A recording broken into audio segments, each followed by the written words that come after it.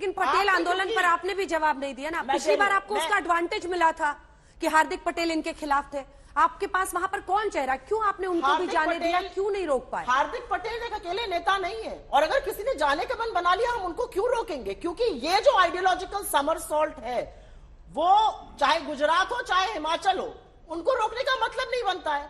आज गुजरात में भी बागी इनके खड़े और हिमाचल में भी खड़े, प्रधानमंत्री के फोन कॉल के बावजूद लोग अपना नाम वापस नहीं ले रहे। तो आपको पता चल रहा है ना कि हकीकत क्या है ग्राउंड पे। हार्दिक पटेल ने अगर इतना बड़ा आइडियोलॉजिकल कॉम्प्रोमाइज किया तो मुझे लगता है वो कांग्रेस के साथ कभी थे ही नहीं। अगर आप कांग्रेस से बीजेपी में जा सकते हैं तो आपका आइडियोलॉजिकल जो धुरी होती है वो क्या थी, इसका सवाल तो अपने आप उठेगा। ठीक है, संजीव झा जी एक कमेंट कर ले, उसके बाद जवाब लूंगी मैं आपसे। संजीव जी, आप इतने आश्वस्त कह रहे हैं, आप लोग बार बार कहते हैं सूरत में हम लोग जो 12 सीटें हैं उसमें बहुत अच्छा करने वाले हैं, सफाया करने वाले हैं, लेकिन क्या वाकई ये एडवांटेज मिलेगा? हार्दिक पटेल चेहरे थे उस आंदोलन के, वो तो इनकी तरफ है। देखिए, आपने बड़ा वाजिब क्वेश्चन पूछा, और पटेल आंदोलन जो गुजरात में हुआ और जिस तरह से नौजवानों को गोली से भून दिया गया, सैकड़ों नौजवान को जेल में डाल दिया गया, पटेल बहुत नाराज था, लेकिन उसके बावजूद कांग्रेस पे भरोसा नहीं था। और देखिए, उसके बावजूद बीजेपी को वोट किया गया। इस बार पूरी तरह से पटेल कम्युनिटी या सभी कम्युनिटी आम आदमी पार्टी के साथ है। क्यों है? वो इसलिए है कि पहली बार कोई जाति धर्म के मुद्दे पर चुनाव नहीं लड़ा जा रहा है। पहली बार अच्छी शिक्षा नाम चुनाव लड़ा जा रहा है, अच्छे स्वास्थ्य के नाम पे चुनाव लड़ा जा रहा है। जो मुद्दे हैं उस मुद्दों में चुनाव लड़ा जा रहा है। 15 साल में 27 साल में जिस तरह से गुजरात का हाल भारतीय जनता पार्टी ने किया है, आज गुजरात के नौजवान सड़कों पर है। बिना एग्जाम लीक हुए कोई एग्जाम नहीं होता। 7-7 साल एग्जाम के हो गए, रिजल्ट नहीं आ रहा है। लोगों के एज चले गए, नौकरी नहीं मिली। आज शराबबंदी वाले स्टेट में जहरीली शराब से लोग मर रहे हैं। आज देखिए, इनके शिक्षा मंत्री का यह आंकड़ा था कि लगभग गुजरात में 6300 स्कूल बंद कर दिए गए, 700 स्कूल में टीचर नहीं है, 18,000 स्कूल में टीचर की कमी है, 30,000 में कमरों की कमी है।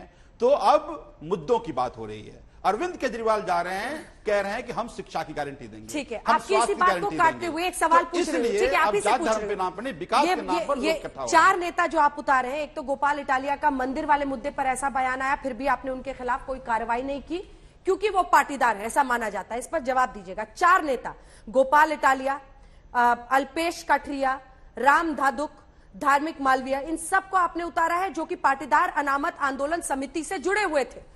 ये भी मुद्दा है, ये स्कूल है, ये शिक्षा से रिलेटेड है। अरे सर, आप भी वही कर रहे हैं जो तमाम पार्टियां करती है। कास्ट और उसके जो समीकरण है उसको देख के आप उम्मीदवार उतार रहे हैं। गुजरात के नौजवान, अगर उनको पार्टिसिपेशन दी जाती है, अगर यूथ को जिम्मेदारी दी जा रही है, तो आखिर इसमें नुकसान क्या है? ये कौन सा अपराध है? एक बात मैं और बता दूं, पटेल कम्युनिटी के कद्दावर नेता इस बार ये फैसला किया, जो भारतीय जनता पार्टी हम चुनाव नहीं लड़ रहे हैं, विजय रूपानी जी, नितिन पटेल जी, सौरभ पटेल, इन सब लोगों ने कहा है हम चुनाव नहीं लड़ेंगे, क्योंकि उनको पता है कि पटेल कम्युनिटी भारतीय जनता पार्टी से नाराज है। अगर हम चुनाव लड़ेंगे तो उसका नुकसान हमें झेलना पड़ेगा।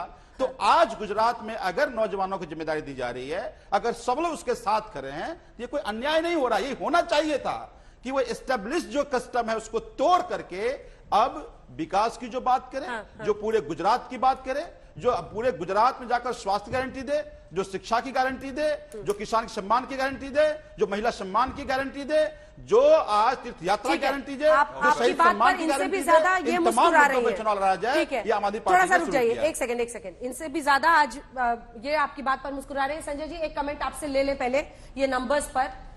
चाहे वो पाटीदार हो, ठाकुर हो, गैर पाटीदार, गैर ठाकुर ओबीसी हो, 37% बहुत साइजेबल नंबर है ओबीसी का। क्या होता हुआ दिख रहा है आपको?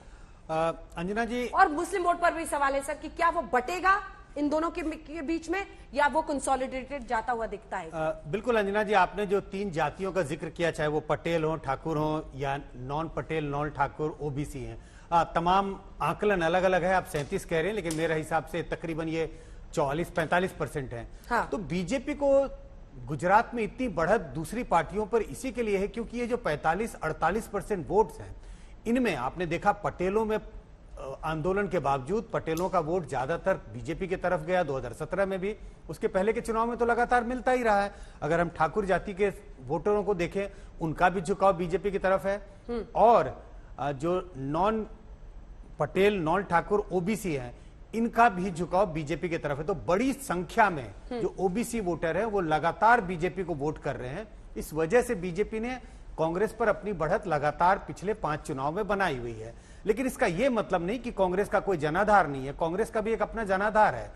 मुस्लिम मतदाताओं का आपने जिक्र किया, आप देखें 10% मुस्लिम मतदाता हैं और उसमें बड़ी संख्या में वो कांग्रेस के लिए वोट कर रहे हैं। इसकी वजह सिर्फ यही नहीं है कि कांग्रेस ने मुस्लिम उम्मीदवारों को खड़ा किया, लेकिन मुस्लिम मतदाताओं का झुकाव कांग्रेस की तरफ रहा है, गुजरात में भी, दूसरे राज्यों में भी।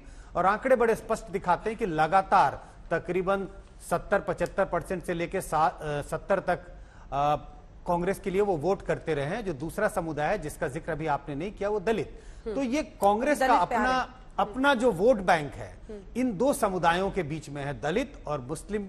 और इस वजह से कांग्रेस लगातार तकरीबन 40% वोट, कभी 2% ऊपर, कभी 2% नीचे, वो अपना उनका वोट बैंक बरकरार है।